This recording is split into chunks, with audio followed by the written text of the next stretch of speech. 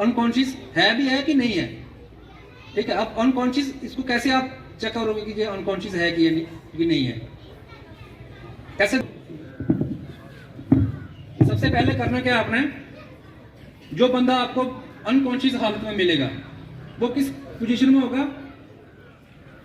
जब बंदा गिरता है कहीं, विक्टिम लेटा हुआ है स्पाइन पोजीशन में, हार्ड सरफेस और स्पाइन पोजीशन, नीचे जो सतह होगी वो हार्ड होनी चाहिए। ऐसा नहीं है कि नीचे आपने कोई गद्दा वगैरह डाला होगा या किसी सोफे में दे रहे हो सीपीआर, तो वो चेस्ट कंप्रेशर जैसे उसको दोगे वो इतने इफेक्टिव नहीं होंगे।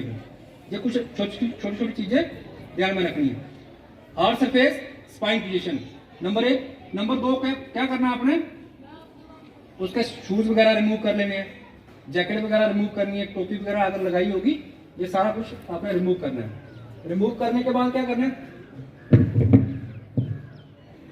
उसका इसका एक फार्मूला होता है सीपीआर का, डॉक्टर एबीसी। Doctor ABC. अब डॉक्टर एबीसी का क्या मतलब है? डी फॉर हो गया डेंजर्स। जैसे आप उसको सीपीआर दे रहे हो, कई बार क्या होता है कि रोड पे कोई हमें विक्टिम मिल जाता है, या एक्सीडेंट केसेस में कोई ऐसा विक्टिम हो जाता है कि वो अनकॉन्शियस हो जाता है। अब जरूरी नहीं है कि अनकॉन्शियस बंदा हार्ट अटैक से ही हो जाए, कोई बंदा सडनली नीचे गिरेगा या किसी गाड़ी का कोलाइजन होने की वजह से बंदे की टंग फोल्ड हो जाती है, बंदे को मुंह के बल गिरने से कोई डेब्रिज वगैरह मुंह में चली जाती है, उसका एयरवे ब्लॉक हो जाता है। या कई बार क्या होता है कि दांत टूट के बंदे का विंड पाइप में चला जाता है। तो ये भी कारण होते हैं बंदे के अनकॉन्शियस होने के। ठीक है, तो आपने क्या करना है, उस कंडीशन में अगर कहीं रोड पे होगा या कहीं गाड़ी में होगा, तो आपने क्या करना, डी फॉर डेंजर्स। वो चीजें देखनी है जो आपको ना नुकसान पहुंचाए, अपनी सेफ्टी भी देखनी है और विक्टिम की सेफ्टी भी देखनी है। कई बार क्या होता है, सेंट्रल रोड पे भी आप सीपीआर नहीं दे सकते हो, वो भी एक डेंजर्स है। कई बार क्या होता है कि गाड़ी का पेट्रोल लीक हो रहा है, कांच के टुकड़े बिखरे हुए हैं, वो भी एक हैजार्ड है हमारे लिए, जब इलेक्ट्रिकल वायर कोई पड़ी हुई है। ठीक है, ये डिजास्टर साइड में जब कोई ऐसा हादसा होता है तो आपको उस कंडीशन को देख के आपने ये पूरा मतलब ये जो प्रोसेस पूरा करना है। तो डी फॉर हो गया डेंजर्स, आर से हो गया रिस्पॉन्स, आपने उसका रिस्पॉन्स चेक करना है। अब रिस्पॉन्स कैसे चेक करना है, ये जो उसकी बोन है, क्लैविकल बोन बोलते हैं इसको, कॉलर बोन भी बोलते हैं, क्लैविकल भी बोलते हैं, जहां पे आपने इसको टैप करना है। Hey are you okay, hey are you okay, मतलब आपने क्या करना है, उसका रिस्पॉन्स चेक करना है कि बंदा रिस्पॉन्स देने लायक है कि नहीं है। अगर उसका कोई रिस्पॉन्स नहीं आया, फिर आपने क्या करना है, उसका एबीसी चेक करना है। एबीसी मतलब ए फॉर एप्पल, पता ना, ये जो ट्रैकिया है इसके अंदर फूड पाइप और विंड पाइप होती है, जहां से हम सांस लेते हैं, खाना खाते हैं, उसका एयरवे ओपन करना है आपने। एयरवे ओपन करने के 2 तरीके हैं, ट्रोमा केसेस में अलग होता है, मेडिकल केसेस में अलग होता है। ट्रोमा केसेस में होता है हेड टिल चिन लिफ्ट, और मेडिकल केसेस में होता है जॉ थ्रस्ट मेथड। ये 2 मेथड्स होते हैं एयरवे ओपन करने के। हेड टिल चिन लिफ्ट मतलब एक हाथ फोरहेड पे रखा, चिन को क्या करना है आपने, ऐसे लिफ्ट करना है, इसको पीछे खींचा, इसको ऐसे किया। ये जो ट्रैकिया है, अगर किसी इंजरी की वजह से या गिरने की वजह से ये ट्रैकिया आपका क्या ट्विस्ट कर जाता है, विंड पाइप ट्विस्ट कर जाती है, तो ये एयरवे ओपन करोगे तो ये ट्रैकिया बिल्कुल मिडल लाइन में आएगा और ट्विस्ट उसका क्लियर हो जाएगा। और थंब की मदद से उसका मुंह खोल के लिटिल फिंगर से अगर कोई चीज आपको दिख रही है मुंह में, तो लिटिल फिंगर से स्वैप करके उसको बाहर निकाल सकते हो। एयरवे ओपन हो गया। ठीक है, B for breathing, B for breathing. अब उसकी ब्रीथिंग चेक करनी है। ब्रीथिंग मतलब कि वो सांस ले रहा है कि नहीं ले रहा है। ब्रीथिंग चेक करने का भी एक फार्मूला है, लुक लिसन फील, NLF। एक हाथ रखना उसकी फोरहेड पे, एक रखना चेस्ट पे, और कान बिल्कुल उसके नोज के पास लेके जाना है। लुक देखना कहाँ है अपने चेस्ट वाले हाथ को, मतलब जैसे हम सांस लेते हैं तो चेस्ट राइज फॉल होती है। लुक लिसन क्या करना है, कान से सुनना है उसकी सांस को, सरसराहट की आवाज को, और फील करना है उसकी गर्माहट को। लुक लिसन फील, ये हो गया आपका ब्रीथिंग।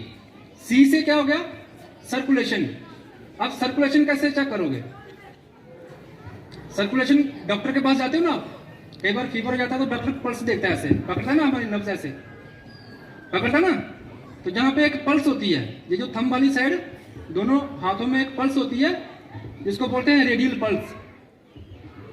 कौन सी पल्स, रेडियल पल्स। सबसे पहले ये वाली पल्स चेक करनी है आपने, थंब वाली साइड अगर जो पल्स एब्सेंट है, नहीं चल रही है, फिर आपने क्या करना है, जो ट्रैकी है ना हमारा, इस ट्रैकी के लेफ्ट साइड और राइट साइड दोनों साइड एक पल्स और होती है, इसको बोलते हैं कैरोटिड पल्स। कौन सी पल्स? Carotid pulse. आपने सुना होगा कभी गांव में जब किसी ओल्ड पर्सन की या कोई बीमार किसी मेडिकल केसेस वाले पेशेंट की डेथ होती थी, तो लास्ट में उसको क्या करते थे, जे वाली पल्स चेक करते हैं बुजुर्ग हमारे। अब जे वाली जब पल्स बंद हो गई तो हम मान के चलते थे वो कि इसकी डेथ हो गई, अब बंदे की डेथ हो गई अब। मगर जे वाली लास्ट में पल्स क्यों देखते थे वो? क्योंकि ये हमारे ब्रेन के नियरेस्ट होती है, सबसे ब्रेन के सबसे नियरेस्ट यही पल्स होती है। जे वाली पल्स अगर बंद हो गई तो बंदे की क्लिनिकल डेथ हो गई। मतलब कौन सी डेथ होगी? क्लिनिकल डेथ होगी। अब वो उस क्लिनिकल डेथ में ही आपने उसको सीपीआर दे देना है। मगर ये मेडिकल केसेस में भी दे सकते हो आप और ट्रॉमा केसेस में भी दे सकते हो। अगर एब्सेंट है तो नहीं, फिर मतलब उसकी क्लिनिकल डेथ है, फिर आपने उसको सीपीआर देना है। पल्स कैसे चेक करनी है? इस तरीके से जहां पे हाथ लगा के, और जहां पे अगर आपको लेफ्ट साइड पल्स नहीं दिख रही है, पल्स नहीं पल्पेट हो रही है, तो राइट साइड से देख सकते हो, लेफ्ट साइड दोनों साइड होती है। ठीक है, उसके बाद फिर आपने उसको सीपीआर देना है। ये पूरा फिजिकल एग्जाम उसका करने के बाद। मगर इतना टाइम नहीं करना जैसे मैं आपको बता रहा हूँ, ये विदिन मिनट में होना चाहिए, क्योंकि पहले ही आपको बताया कि 6 से 8 मिनट का टाइम है। ये पूरा प्रोसेस आपको 1-1.5 मिनट के अंदर खत्म करना है। फिर आपने जल्दी जल्दी उसको सीपीआर देना है। अब सीपीआर देना कहाँ पे है? जहां पे आपका हर्ट होगा। ठीक है, अब हर्ट को कैसे ट्रेस करना है आपने? ये जो लास्ट रिप्स होती है ना, लास्ट फ्लोटिंग रिप्स होती है, जो इसको पल्पेट करते करते करते आपने कहा है, ये बिल्कुल सेंटर में एक टिप होती है, जिसको बोलते हैं जायफर्ड प्रोसेस। क्या बोलते हैं? जायफर्ड प्रोसेस।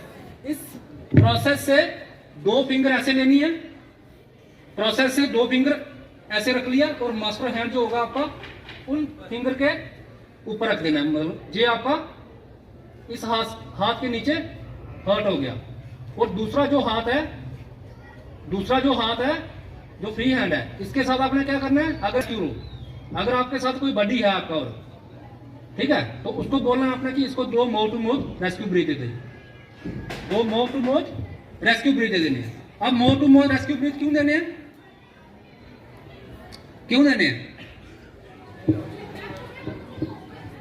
ऑक्सीजन मिलनी चाहिए, और आपने उसको 2 आर्टिफिशियल वेंटिलेशन दे देनी है, जहाँ रेस्क्यू ब्रीथ भी बोल सकते हो आप। ठीक है, मतलब 1 मिनट में 30:2 रेशो का 2 रेशो का 30 बार आपने क्या करना है? नीलिंग पोजीशन में विक्टिम की राइट साइड पे आ जाना है, पल्स को पल्पेट करते सेंटर में आए, जायफर्ड प्रोसेस से 2 फिंगर ऊपर अपवर्ड, इस तरीके से आपने हार्ट को ट्रेस किया, mouth to mouth rescue breath दे दिए।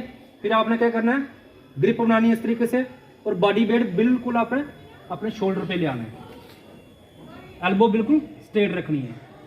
ठीक है, पोजीशन देख लेना। कई बार क्या होता है कि हम देखते हैं कि जब कई बच्चों को प्रैक्टिकल करने का मौका मिलता है तो वो उनका ये पोजीशन सही नहीं होती है, उनकी एल्बो ऐसी होती है, और वो विक्टिम से कई बार थोड़ा पीछे होकर, जब विक्टिम ऐसे इस तरीके से आगे होगा तो वो नहीं परफॉर्म होगा फिर सीपीआर। इस तरीके से आपने बिल्कुल क्लोज रह के एल्बो लॉक और बॉडी वेट बिल्कुल शोल्डर पे, तो फिर आपने उसको चेस्ट कंप्रेशर देनी है ऐसे।